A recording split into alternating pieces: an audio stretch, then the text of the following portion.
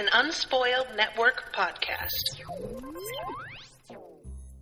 This is Spoil Me, covering Derry Girls, Season 2, Episode 5.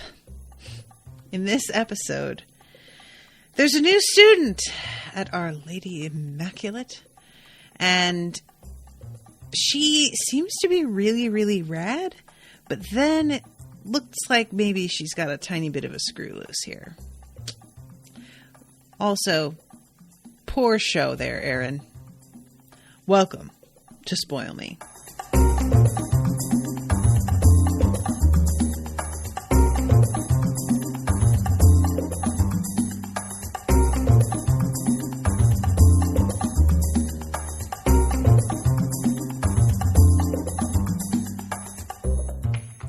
Welcome to the show, everybody. I am Natasha. This episode, guys, is one of the more frustrating, I think. We all can say, with, I think, pretty uniform agreement, that Aaron can be one of the, probably the least, actually, self-aware character on the show. Am I wrong about that? Like, pretty much everybody on this show has like some really deep character flaws that they are pretty aware of. Like, they know that this is something that they tend to do. They tend to overreact, or they tend to be really crass, or whatever. But Erin is really the outlier in that she does and says dumb shit all the time, seemingly with no realization that she is being really transparently selfish or pretentious or name anything. And this episode is probably the most extreme example that we've seen in terms of her just absolutely lying to herself and refusing to hear anything that her friends say to her about the subject. And it's one of those awful things that I think really is part of my desire to never be a parent, is that her mother, I think, knows that Erin isn't interested in listening and has to just sit back and let her figure it out for herself, which I would think, as a parent who doesn't want to watch your child be hurt, is probably like the hardest part of parenting, is eventually just sort of like letting your child go ahead and make the mistake that you are, with your experience, 100% sure is a mistake. Like, there's no doubt to you that that's what's happening here.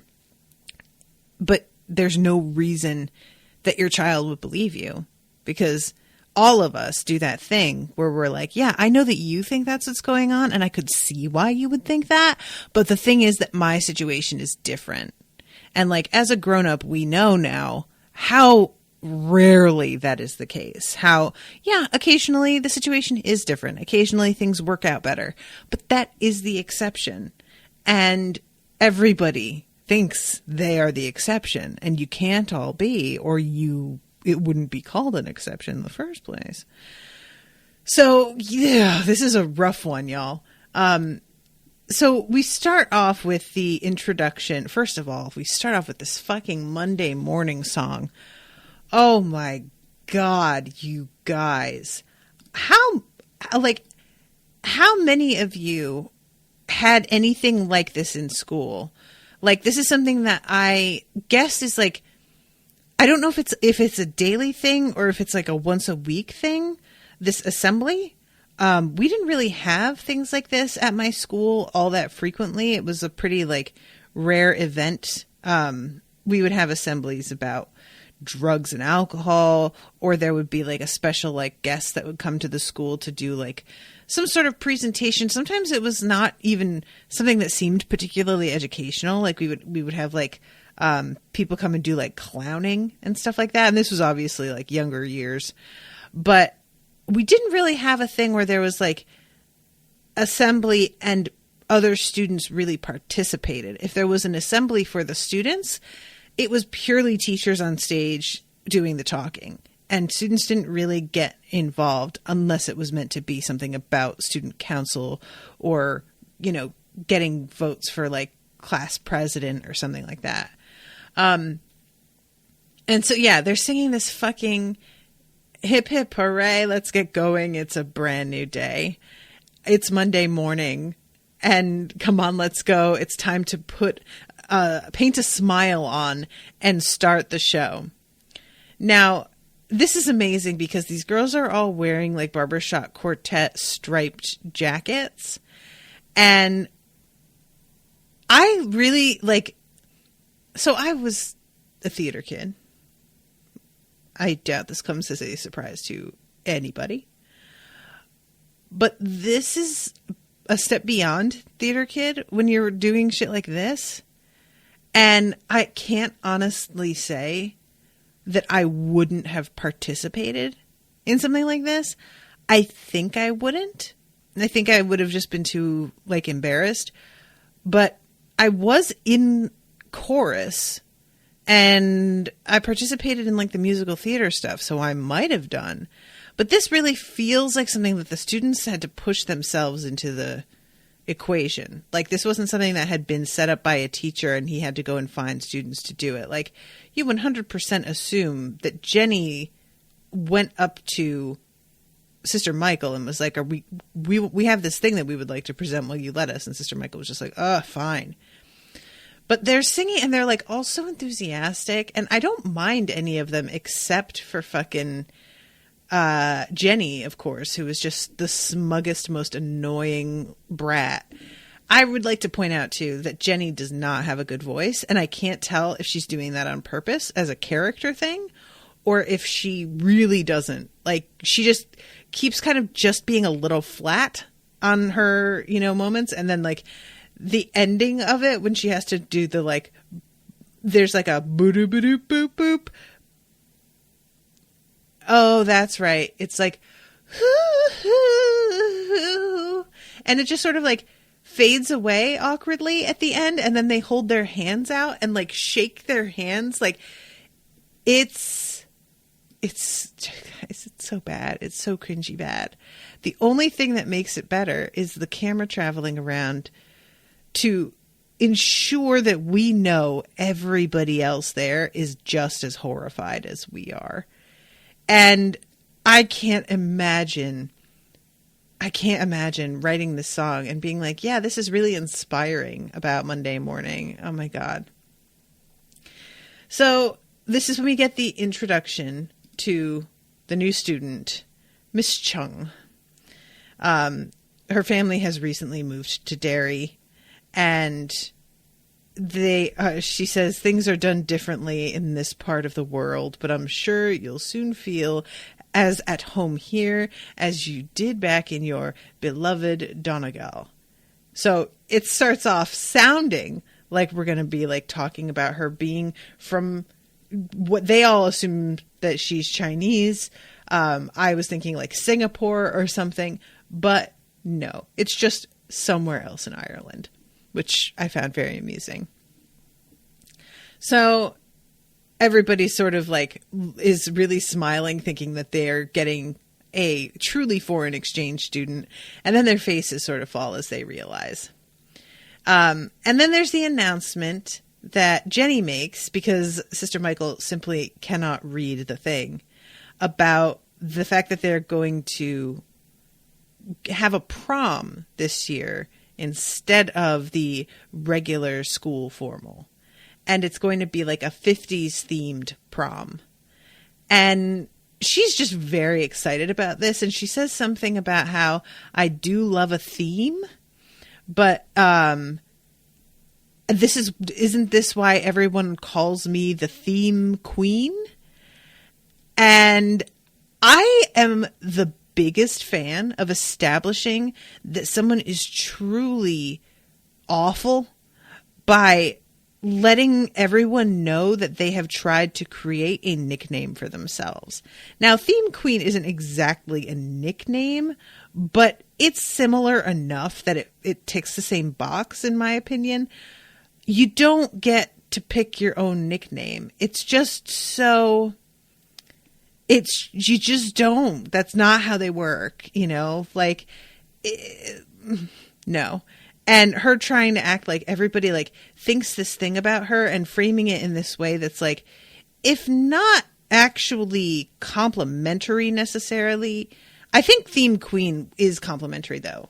Like, you can't put queen at the end of something and have it not be like a bit of a compliment, right? It's unless the word drama is in front of it. But yeah, this moment of her being like, everybody calls me the theme queen. And I think it's Orla who says, like, do they? So she says, we want to have a real old school vintage vibe. So feel free to just go for it. And as far as I can tell, once we get to that scene where they're all at the prom, not a soul was interested in making this like a 50s feel. Like, it doesn't look that way at all. So then we have all of the girls talking about trying to make friends with Mei Chung. And Claire is really desperate to include her in this group. And it's very amusing once they actually go up and speak to her that Mei Chung is familiar with this fucking attitude. The fact that she is she herself isn't foreign, but she is of a different ethnicity. And that there's always a group of dull white girls that want me to be part of their crew to like mix things up. It's really awful because fucking Claire runs up and introduces herself in Cantonese. And like, even if she is Chinese, you don't know that she speaks Cantonese. She may speak Mandarin. Like, you don't know. So maybe just don't at all. And you just heard that she is from Donegal. Like, just why would you do this, girl? It's so awkward and awful. And I love when she says they speak English in Donegal. And Michelle says, if you say so, May, but I spent a summer in Killybegs and seriously, not a fucking word. Which I want to take an aside here, y'all. During this scene, I got up to pour a little bit more water in my glass and I went into the kitchen. I watched this show, full disclosure, with subtitles on.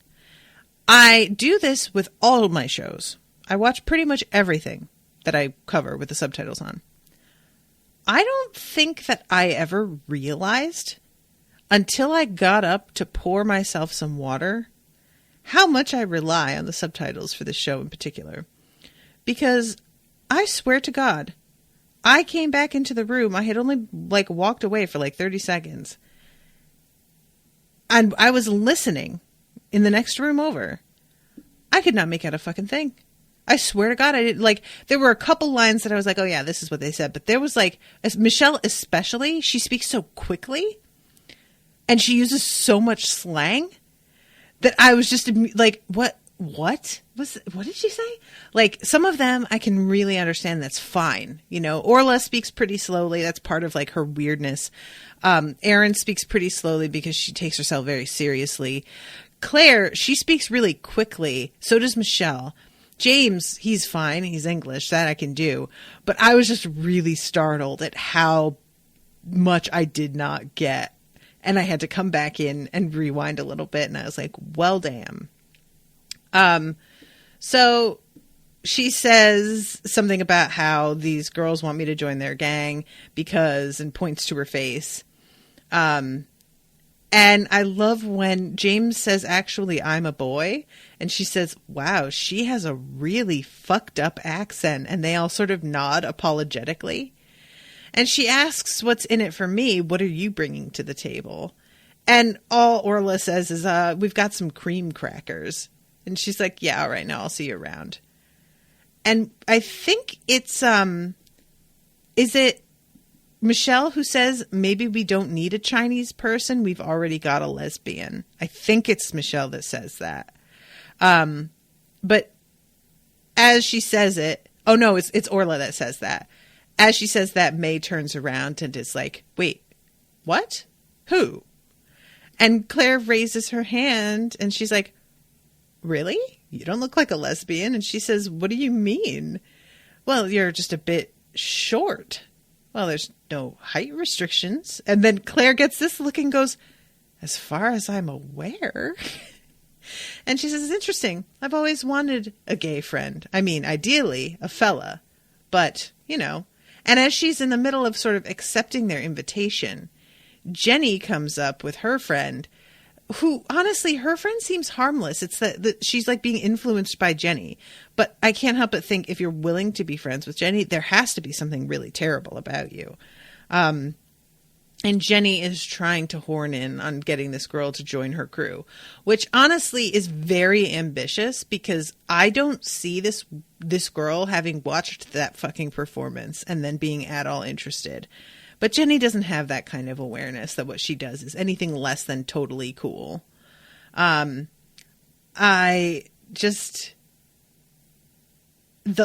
pitch that she has is that she has a pen pal from the Caribbean. So maybe you'd find that my circle is a little bit more diverse.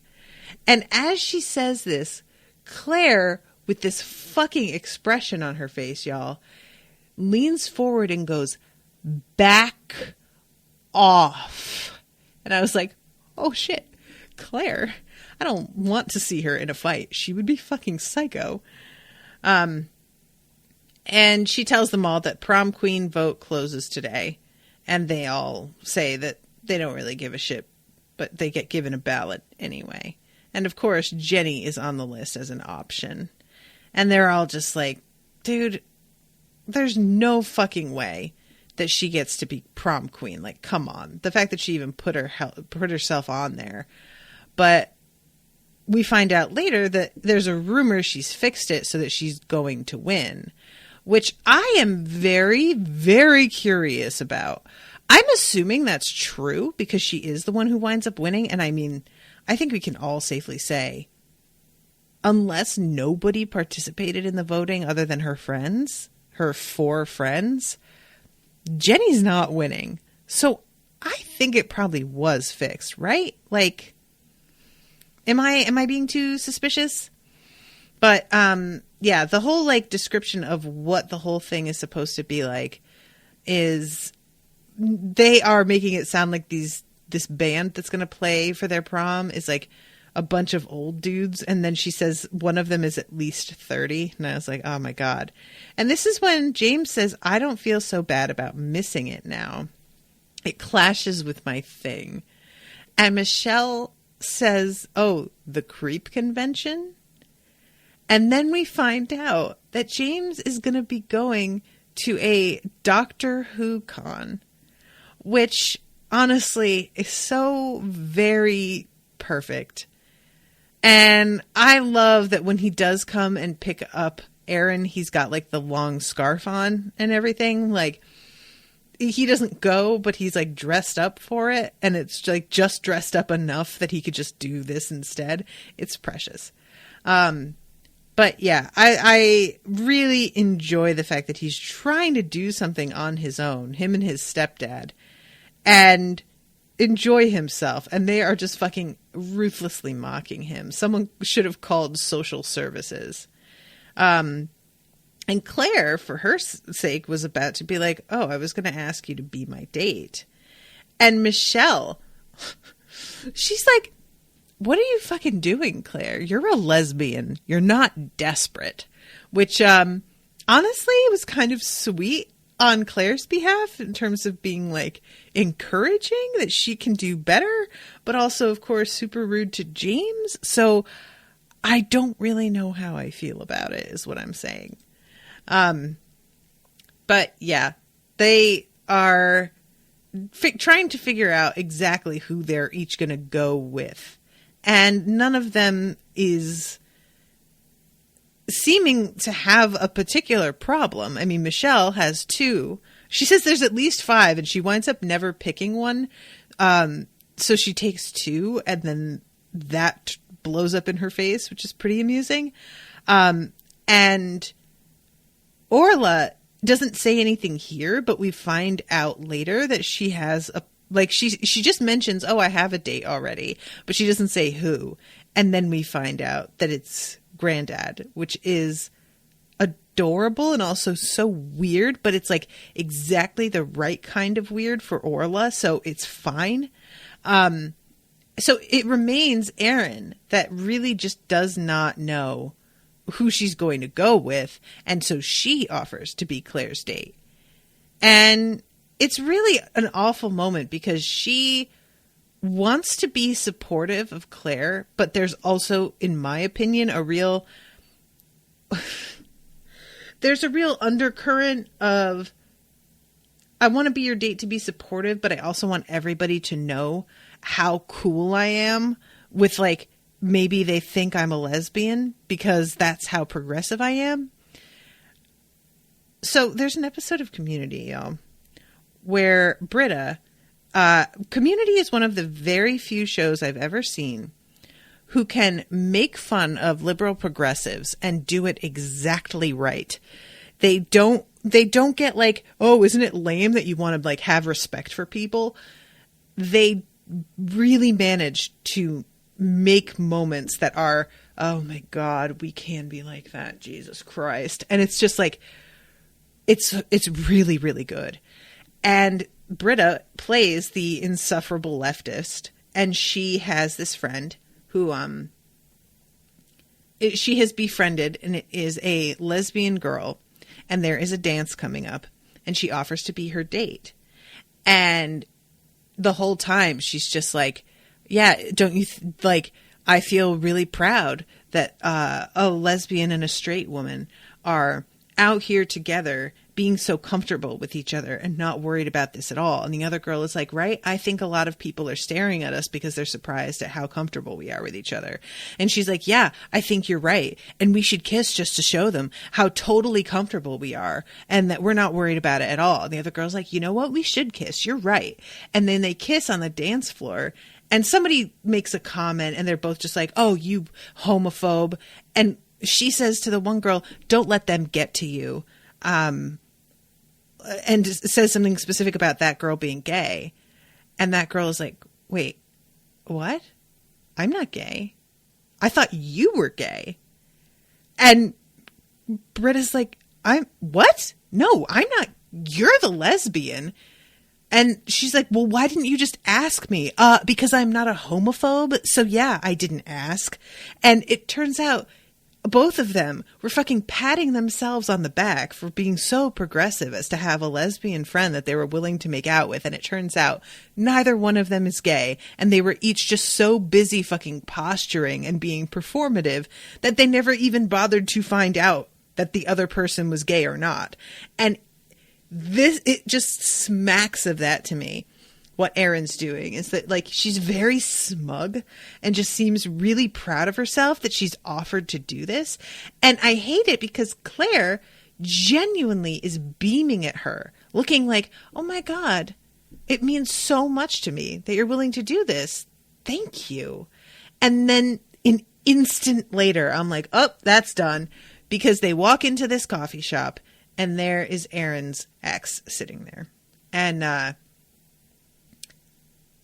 she says something about it's been so awkward since we broke up. And Michelle says, he kissed your cheek at Carrie Coyle's 16th birthday party and then passed out in a puddle of his own boke. We didn't meet this guy, right? That 16th birthday party. We didn't go to that and this event happened and I have forgotten about it. Did I? Or did I? I don't know.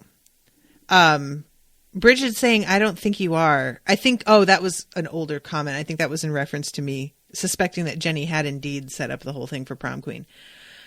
But yeah, the dude here is like sitting with this very pretty girl, and it's one of those things where they keep talking about how she's a model, and there's a lot of like, I often will see girls that I know are models that are dressed down, and I'm always like, she's a model? And then I have to remember that, like, people who do modeling and people who are movie stars don't look in person the way they do in the pages of a magazine. And it's always like weird for me to have to readjust that, like, oh, the girl that I saw in Vogue last month doesn't walk around looking like that to go to a coffee shop. And there is like this whole argument about the fact that this girl is going to be on, I think they said Baywatch. They just like all of them except for Erin really believe that this girl is a model and going places. And Erin, of course, does not want to believe this because she is super into this dude and wants him to have no other options, and certainly not a model as another option. So she is having this conversation with him, and they start to pay a little bit more attention because the two of them look like they're being kind of intense with one another. And then they all start to realize at the same moment that it looks like they're actually breaking up. And he is like sitting back from her and like really upset. And she finally just grabs her coat and leaves. And he's sitting there looking really, really sad. And what does Erin do? But immediately get up and walk over to him. And I love Michelle saying, she has no respect for herself. And coming from me, Claire says, that is bad. And Michelle just says, exactly. And this is what I mean when I say that Erin is pretty much the only one without any self-awareness. Because Orla's aware that she does things differently from everybody else. She doesn't judge herself for that. She's obviously having a better time than most people most of the time. So it's fine. But Michelle, you know, she's like very aware of the fact that like, my standards aren't exactly high. I'm just here to have a good time. Erin embarrasses herself so bad. Oh my God, you guys. The fact that she really thought that he was going to go with her to the prom after this conversation, I just really was floored that she bought it, that she really thought. Like, it's just, I am, I guess, so paranoid of something exactly like this happening to me that I never would have assumed that he was going to show up the way that she seems to, after never speaking to him again, as far as I know, after this moment. So yeah, she sits down and, you know, he's talking about how great his girlfriend had been. And he's like trying to say he's fine, but he's clearly like on the edge of tears. Like, this is not a dude who's okay. He just got dumped and he is super sad, and it was in a public place. So it was kind of embarrassing. And Erin does not give any shits at all that this guy is hurting. And he tries to say it was mutual, but it's like so clear it really wasn't. And he says something about how he's not sure it was the right decision. We get each other. She's cool and smart, and she's a fucking model, for God's sake. And Erin, of course, starts to steer him away from this and is just like, you definitely should not try and sort things out with her. You should take your mind off it by doing something else. And this guy, again, throughout this entire conversation, literally has tears in his eyes. This is a dude who, if given any more emotional rope, he would hang himself here right in the middle of this bar, coffee shop, whatever, by just bursting into tears here. But Erin, again, does not care, plows forward, go out with me and my friends. We're going to this prom thing on Saturday night. And she tries to emphasize how like the prom is super informal and laid back. And we cut right from her saying all of this to him to her telling her mother that this is a really, really big deal. And again, I would like to emphasize that in that scene, we never really do see him agree to go. We see him listening to Erin as she explains how not big of a deal it is. And he sort of smiles like he's thinking about agreeing to go. But we don't actually see him say, yeah, okay, I'll be there. And I felt like that was pretty important. So she's chasing after her mother, trying to tell her what a big deal the prom is. And her mother is just like, I am not buying you another fucking dress. And she calls it a frock. I keep forgetting that they call them frocks, which I really enjoy. Guys, prom dresses are crazy expensive. And I have to admit that I'm low-key glad that I finished school before the prom became what it is today. Because the prom was high pressure enough, to be honest. When I was in school, it was a big deal. I know for some schools, there's a whole thing with like, oh, we don't go to prom. That's not cool. That was not a thing at my school. Everybody went. Not going was super weird. And it was a whole thing. You know, you would go get spray tanned. You would go and get your nails and toes done. You would get your hair done professionally almost every time. And it was just really, it was like a wedding. And even so, proms are more out of hand now than they were then, where it's like there's promposals that are fucking more elaborate than some weddings I've been to. And then there's the like, after the promposal, there's the whole lead up to the thing. And then you have like these ridiculous sort of like presentations that I don't know if you've seen these like YouTube videos, but like there was one I saw of this girl who everybody was gathered around the front door of her house, and she had like special lighting and balloons arranged around the front door and like a soundtrack she had chosen playing for when she stepped out the door and made her big reveal. And then everybody like took pictures while her date waited at the bottom of the stairs to see her in this like big moment. And it was really like,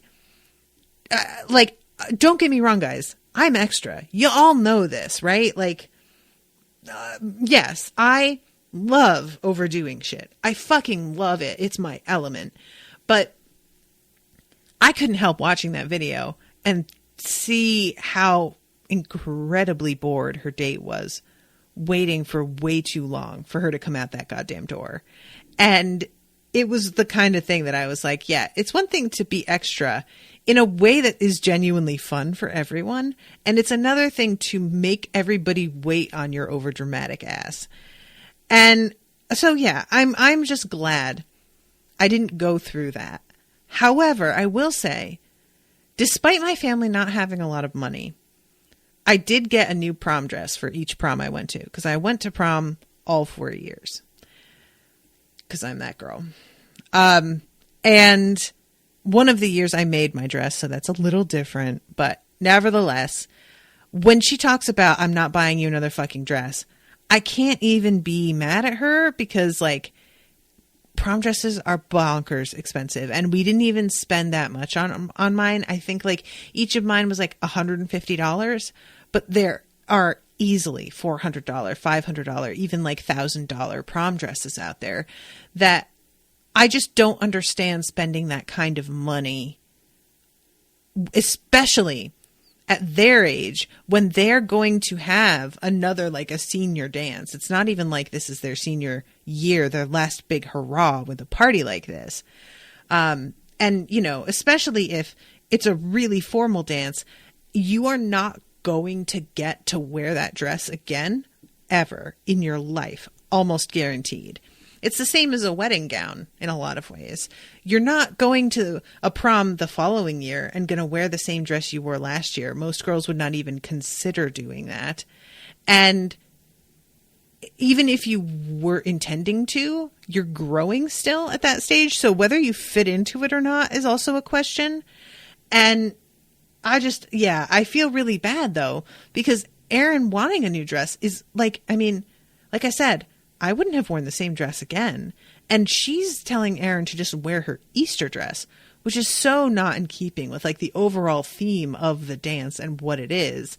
So as much as I like wanted to be real mad in this scene, because I was mad at Erin for basically dumping Claire, which is precisely what she does in the next scene, it is not out of line for her to want a new dress to wear to this dance.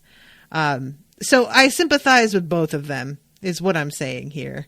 And it turns out that not only is the dress that she, like the Easter dress that her mother wants her to wear, like this sort of cotton poplin floral, like really very casual, honestly, in a lot of ways, dress. Casual in my mind because of the type of fabric it's made out of and the overall styling of it. But it's like an exact copy of the dress that Orla has. And so they would match, which I 100% think is super strange and creepy. And it's kind of sweet that Erin puts that dress on to go out anyway, but part of me was like, girl, don't. And I love the fact that, like, she is getting sized up by Sarah, Aunt Sarah. You'd think the Wayne's been dropped into it wouldn't nip it in a bit for her. I do it myself, but sewing plays havoc with my acrylics as she's got a cigarette hanging out of her mouth. Oh, Sarah, never change. So she tells her mom, I really like this fella. And she says, well, if he really likes you, he won't matter what you wear. And that's one of those things that it's just like, yeah, it's not about him, though. It's about me liking what I wear. And that I really get mad about people saying shit like that, because it's like, you know, that's not what it is. I want to feel pretty. It's not about them judging me, because she's not totally wrong. Like, it's not just he won't matter what you wear if he likes you. It's also, guys oftentimes don't notice a lot of details. So if she wore an awesome dress and somebody asked him later what she wore, there's a fairly high chance he won't quite remember even. But it's just because you want to wear something pretty. Meanwhile, there's this whole thing with Jerry breaking the TV, except that he didn't really. It was really Grandpa who was thumping it, trying to get it to restart. And he says, I'll thump you repeatedly. Well, the pair of you better sort it out. London's Burnings is on in 20 minutes.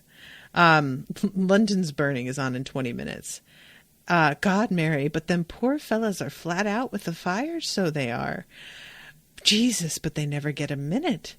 And then they start talking about how they keep themselves in such great shape, yada, yada, yada. I don't know what they're talking about, but I low-key want to watch this now. London's Burning? What's up? Can I find that on Hulu somewhere? So then we cut to the mall, and they're deciding what they're going to do. First of all, Claire is really, really upset and, you know, being pretty obvious about it, but Erin is blithely ignoring that she is so upset. And she says something about how, like, this is a critical moment in our relationship. And literally everybody is looking over at her like, bitch, you are so stupid. You are just fucking delusional. But they're letting her ride it out. And they're talking about what they're going to do with getting a dress. And Michelle comes up with the time-tested idea of going and buying a dress, wearing it to the event, and then returning it. Have y'all ever done this? I did this one time. And I will be honest, I didn't even plan on doing it, but the strap of the dress broke in the middle of the dance.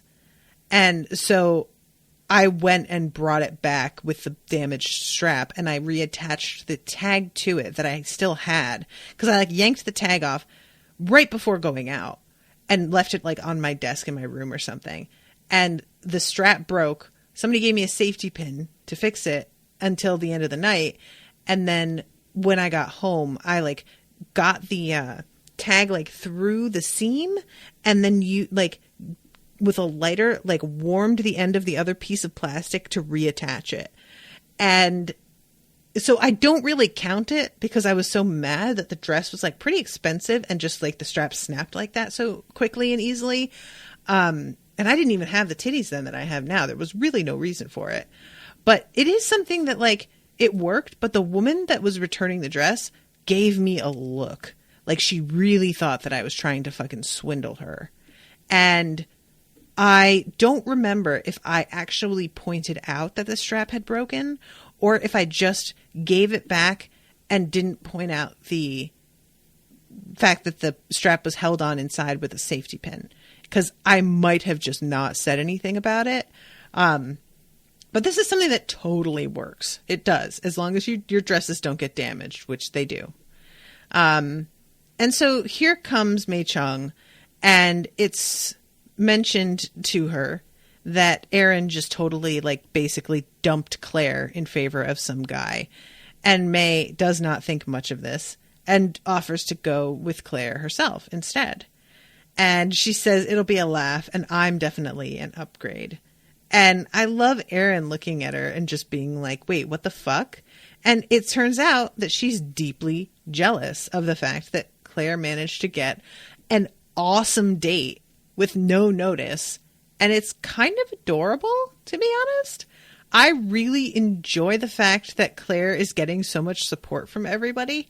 And I also love the fact that, like, she has been weirdly fetishized the way that Mei Chung was fetishized as well for being Chinese. So that they have each done this to one another, and they're on like weirdly equal footing at this point with that. So yeah, Mei Chun is like, oh sweet, I get to go on a date with a lesbian. And Claire is like, oh sweet, I get to go on a date with someone Chinese. And at this point, it's clear that Mei Chung is going to be part of the group. And Michelle had said earlier that since we are going to be taking somebody into the group, I think we're going to need to also get rid of somebody. So clearly we're going to have to get rid of James. And she says, okay, now that May has officially joined the group, we need to give James his notice. And he turns to Michelle and says, what? And she says, I personally think a week's more than generous. And Orla says, me too. And he turns and looks at her in shock. He never thought she would support this. And she says, well, I'm sorry, James, but Chinese people are just better than English people. And he looks so hurt. And meanwhile, Mei Chun is just like, yeah, no, that tracks. That's totally true. So they decide that they are going to go and try some dresses on. Michelle swipes her mother's credit card in order to use it to buy these dresses. And they all try on a variety of things. And the one that Erin picks out is pretty tight. It's not a bad dress in itself. It's just a size or two too small. It really reminds me of a dress that Jenna Elfman wore, I think, like to the Emmys or the Golden Globes or something. So it's very 90s. Like, Jenna Elfman's dress was also too tight, and it was also made of satin, and it stretched like right across the pelvic area in this way that this dress does. And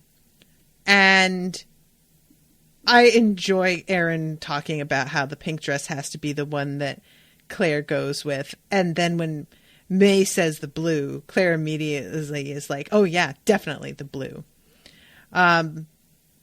So yeah, I really enjoy this trying on scene because of all the 90s-ness of these dresses. I mean, the one that Michelle is wearing is like this stretchy, and it's got like roses just printed on it. It's sort of like informal, weirdly. This is a dress that I could see somebody just like wearing to TGI Fridays. But it does fit to me that she would be trying it on as a formal gown. And as they're checking out, May sees the red dress that's hanging up behind the counter and wants to try it on. And the shopkeeper is like, I'm sorry, but that's on hold for somebody. And in comes Jenny, and she's got all of these balloons, and she's signing to pick up the dress. And May wants to try it. And she's like, sorry, I have it on reserve. And May's like, no, but red's my color. You don't understand. I really suit it. And there's this whole like back and forth. And honestly, in this scene, May comes off as a damn lunatic. This girl put the dress on reserve. It's hers. The end. You are crazy.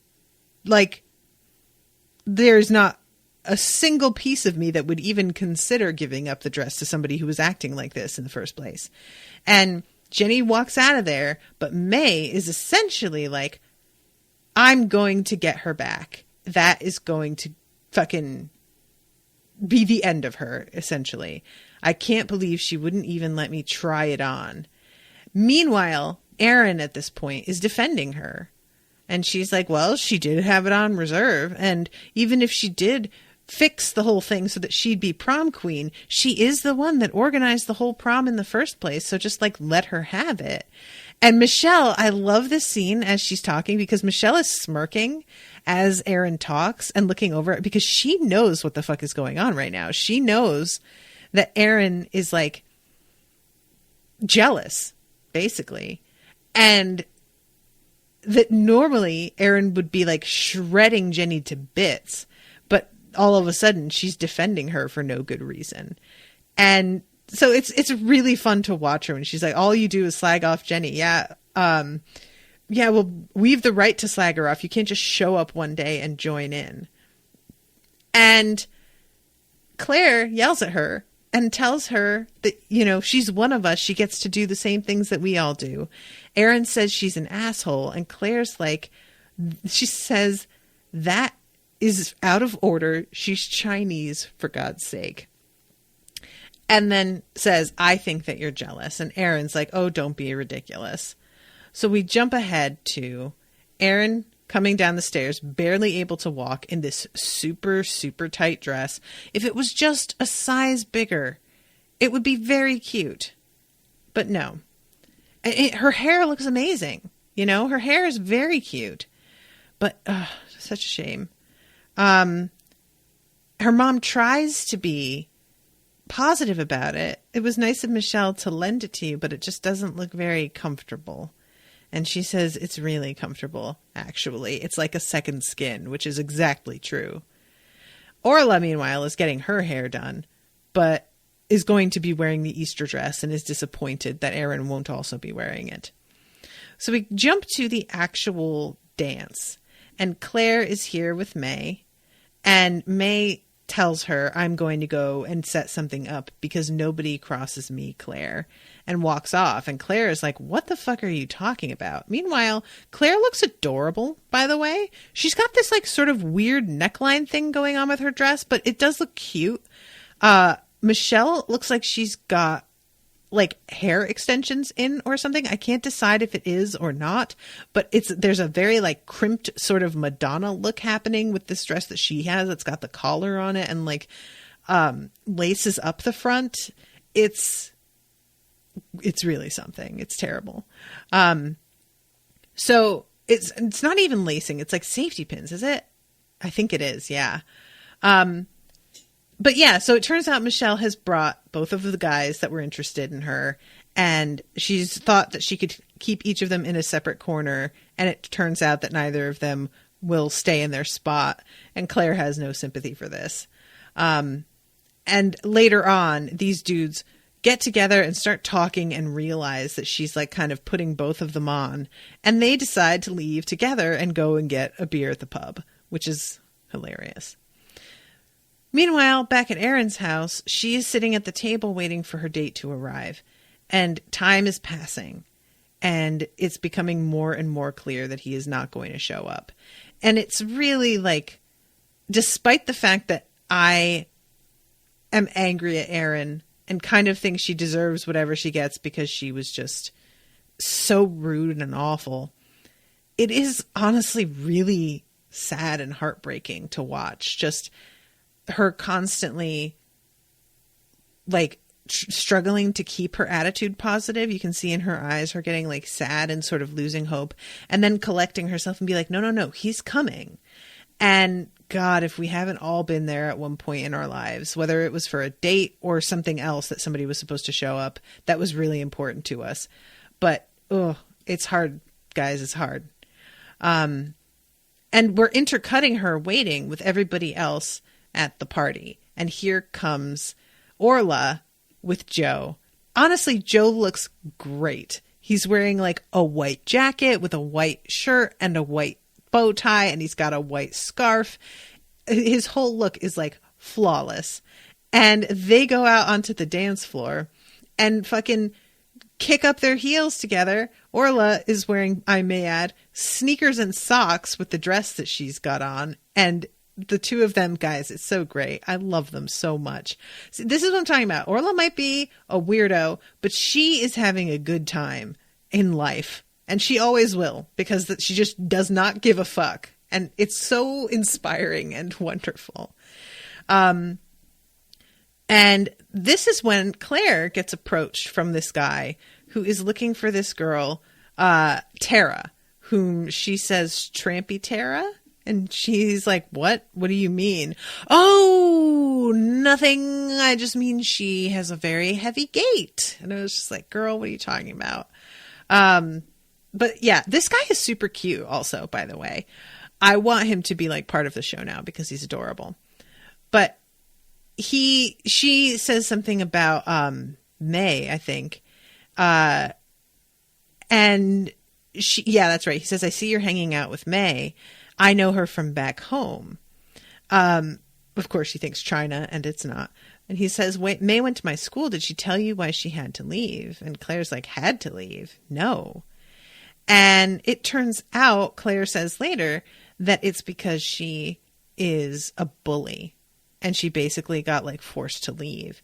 I wish so much that we got more detail on what that was. Because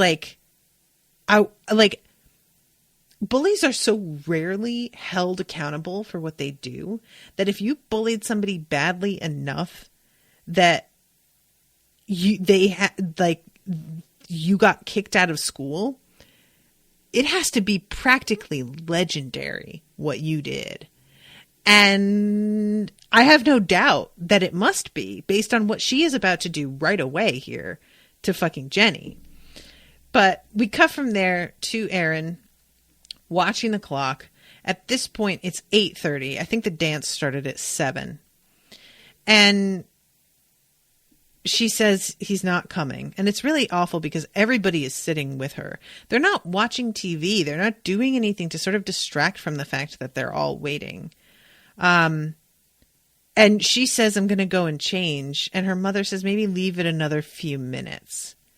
And I wondered what she meant when she said that. I was like, leave it another few. You know perfectly well he's not coming. What are you talking about? Well, it turns out that she called James. And it's awful. Like, there's a bit of a comedy with Erin trying to get up out of her chair in this dress and not really being able to do it. But it's so pathetic that it's not funny in the way that you want it to be funny to relieve the pressure. It's just really sad. Those of you who have seen the Sex and the City movie, the first one, both of them are terrible, but the first one's less terrible. She is wearing this like incredible dress and her bridesmaids are all wearing these very extreme sorts of gowns. And one of them is trying to like really basically throw some shade and have a bit of a tantrum. And she can't really do it because of the dress she's wearing. But that is more of a genuinely funny moment. And this is it's just made so much worse by everything. And she's about to go up the stairs when the doorbell rings. And of course she thinks that maybe it's him after all. And I would love to know if it were him, what she'd do. She'd just go with him, right? Because she's just so like weirdly into this nothing guy that she'd just let him get away with that. But I like to think that she'd be like, you're an hour and a half late, fucking get lost. You know, I know she wouldn't, but I wish.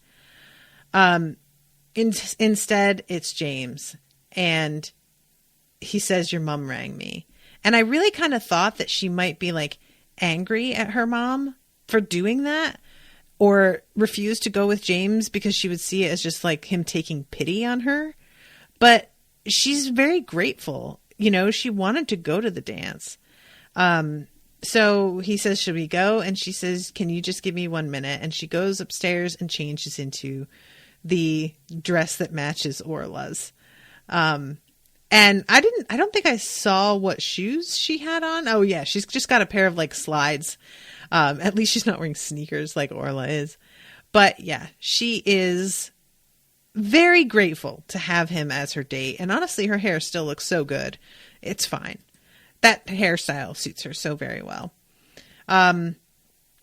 So she arrives at the dance just in time to find out about the fact that May is a psychopath.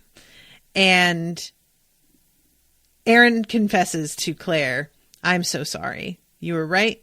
I was jealous. May's just so cool and exotic, and you liked her so much. And she just interrupts with, she's deranged. And we find out that she got kicked out of her school and that she's unhinged. I think he's a bit pissed off with her, to be honest, and I can't blame him because she's given the Chinese population in Donegal a really bad rap. And then we see her on the stage sneaking up off to the side, and they start to realize that she is planning on doing a Carrie thing. And this is what I immediately thought of, because she says something at some point about how, like, Jenny's going to realize, like, Jenny's going to find out how well red really suits her, or she says something about red, and I was like, is she going to fucking carry her? And it turns out that's precisely what she's going to do. And I love that Claire has never seen Carrie, and all of them are just like, oh, girl. So they have to explain to her about that scene. Now, y'all, I love the fact that all of them rush up there to try and get Jenny out of the way. But I have to be perfectly honest with y'all.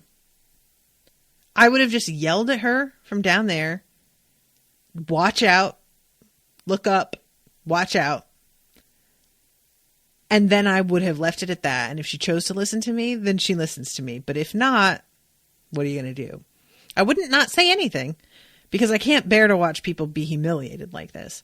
But I would not put myself in the line of fire, my friends. I just wouldn't. Not happening. And they really try to get her off that stage, because lo and behold, she does wind up being prom queen.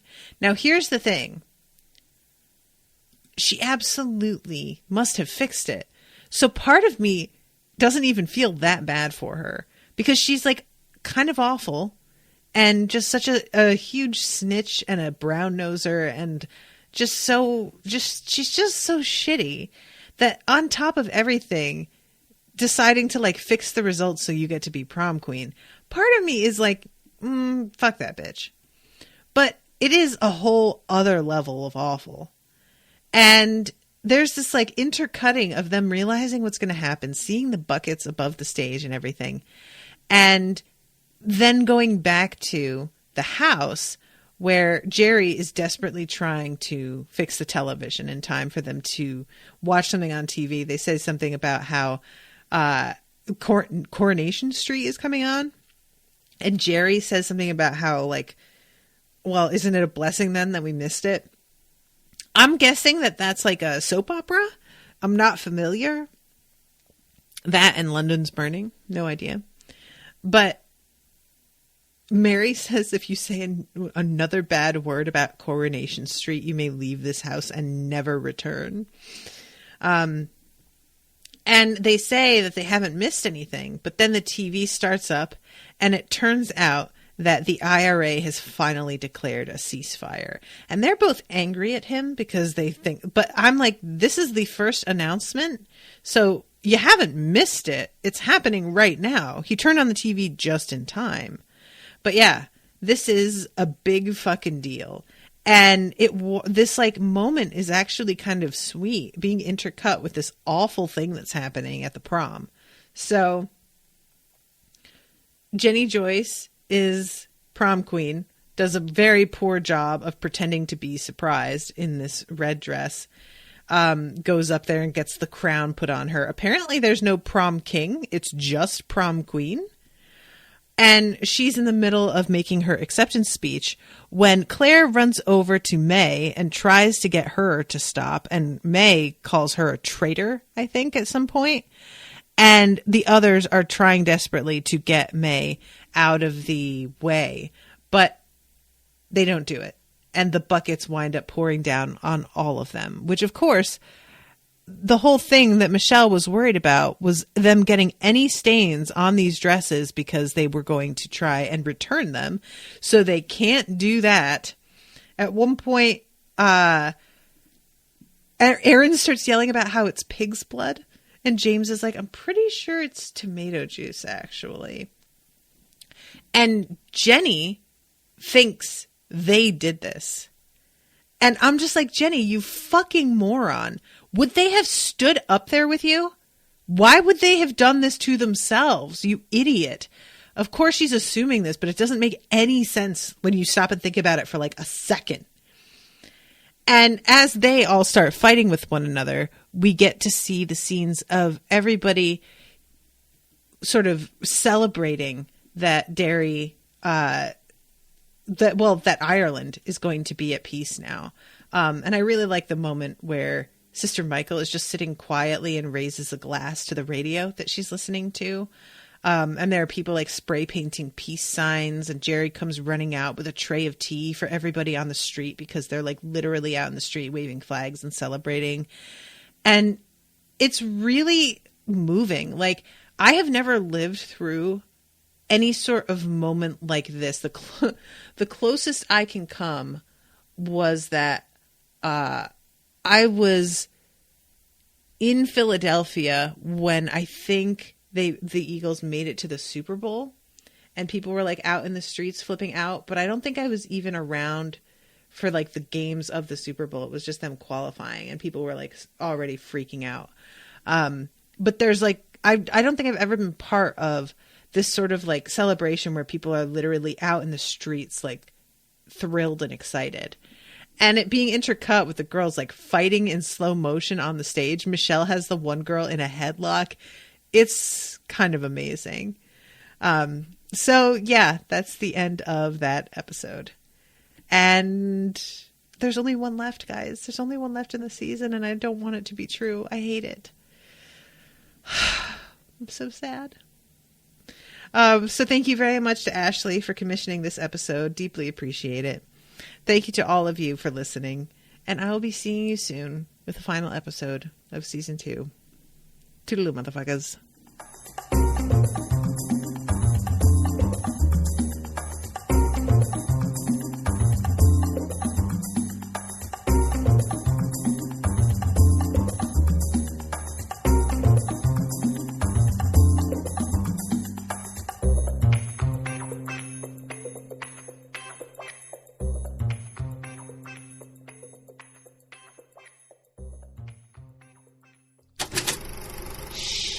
That was an Unspoiled Network podcast.